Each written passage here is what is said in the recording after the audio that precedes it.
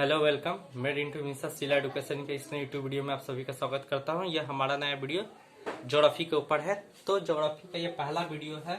तो ज्योग्राफी के पहले वीडियो में हम ब्रह्मांड के बारे में पढ़ेंगे। तो ब्रह्मांड को जानने से पहले आइए भूगोल से कुछ जो इम्पोर्टेंट क्वेश्चन पूछे जाते हैं उसके बारे में हम आपको जानकारी दे देते हैं।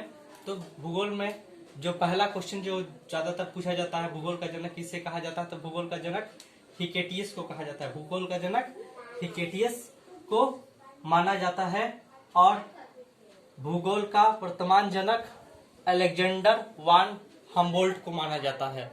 और भूगोल का वर्तमान जनक अलेक्जेंडर वान हम्बोल्ट को माना जाता है। तो ये दो क्वेश्चन आपका ज्योग्राफी का से जो हर सब्जेक्ट से पूछे जाते हैं जनक के बारे में। तो ज्योग्राफी का जो जनक है आपका एक जनक है और एक वर्तमान जनक जो अब मैंने आपको बता दिया।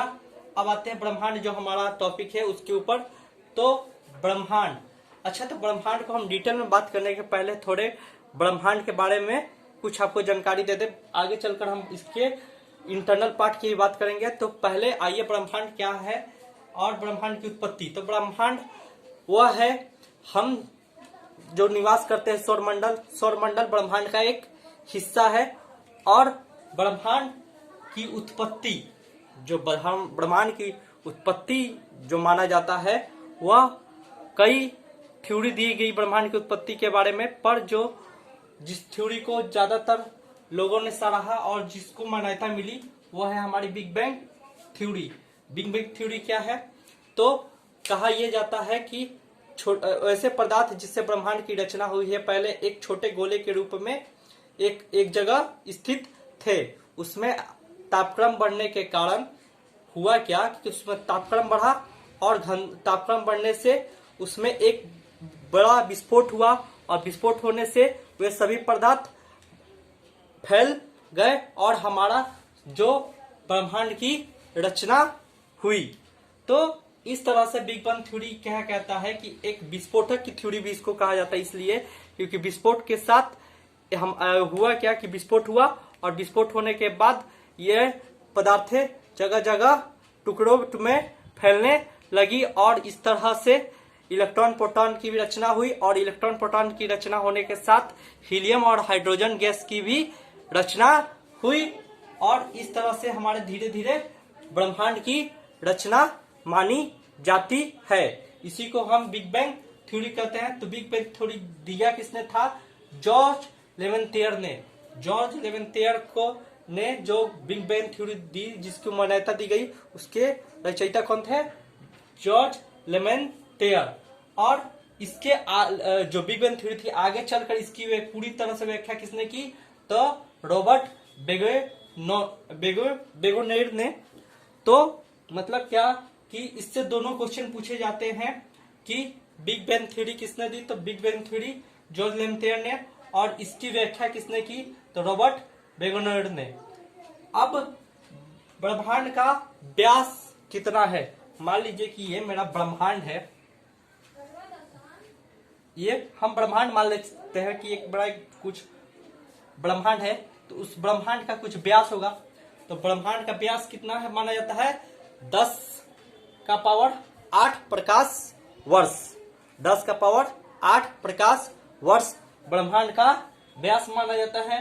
ब्रह्मांड का उम्र 13.7 अरब वर्ष, लगभग 14 बिलियन ईयर माना जाता है। तो इस तरह से ब्रह्मांड क्या आप जानकारी तो आपको मिल चुका है। अब हम बात करेंगे ब्रह्मांड के इंटरनल पार्ट की। तो अब बढ़ेंगे हम ब्रह्मांड के इंटरनल।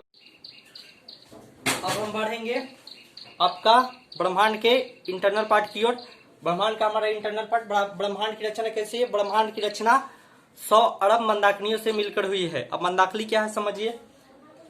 तारों का ऐसा समूह जो तारा निर्माण प्रक्रिया की शुरुआत का गैस पुंज है, मंदाकिनी कहलाता है। मतलब तारों का एक छोटा छोटा कई तारे मिलकर एक समूह का निर्माण करते हैं जिसको मंदाकिनी कहते हैं। तो ऐसे 100 अरब मंदाकिनी मिलकर एक ब्रह्मांड की रचना करती है।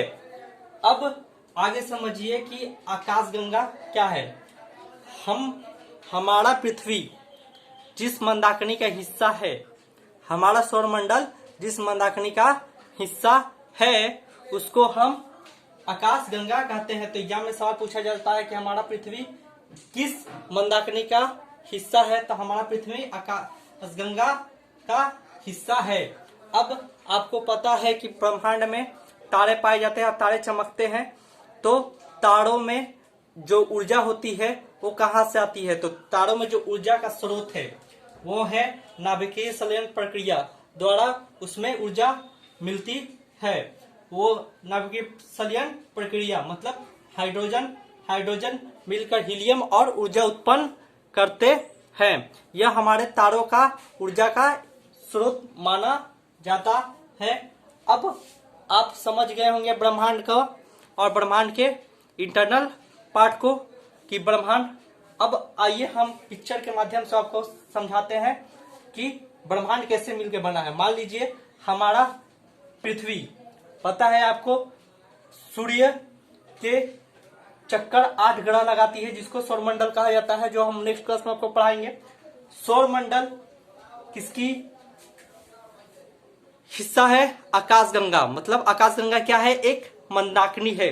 और ऐसे 100 अरब मंदाकिनियां मिलकर एक ब्रह्मांड की रचना करती है। कहने का मतलब ये हुआ कि पहले आपके तारों का समूह जो कि मंदाकिनी का रचना करता है और उस मंदाकिनियों द्वारा 100 अरब मंदाकिनियों द्वारा एक ब्रह्मांड की रचना होती है। अब बढ़ते हैं हम कुछ एक और इम्पोर्टेंट क्वेश्चन जो एग्जाम में अक्सर पूछे जाते हैं। स्टार देकर मैंने लिखा है एरियन नेबुला क्या है? आर्यन नेबुला क्या है ये भी पूछ लिया जाता है।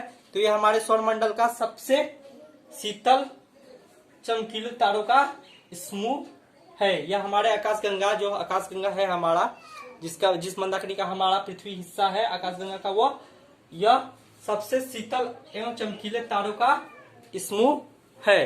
तो इस तरह से हमने आपको आज ब्रह्मांड की उत्पत्ति से लेकर उसके इंटरनल पार्ट की जानकारी दी। अब हम नेक्स्ट क्लास सौरमंडल पे लेकर आएंगे। तो उम्मीद है आपको ये क्लास पसंद आया होगा। यदि आपको क्लास पसंद आया है तो आप हमारे चैनल को सब्सक्राइब करें और इस वीडियो को लाइक करें, ज्यादा से ज्यादा दोस्तों में शेयर करें। हम इसी तरह के कंपटीशन के वीडियो आपके सामने लाते रहेंगे। तो मिलते हैं नेक्स्ट वीडियो में।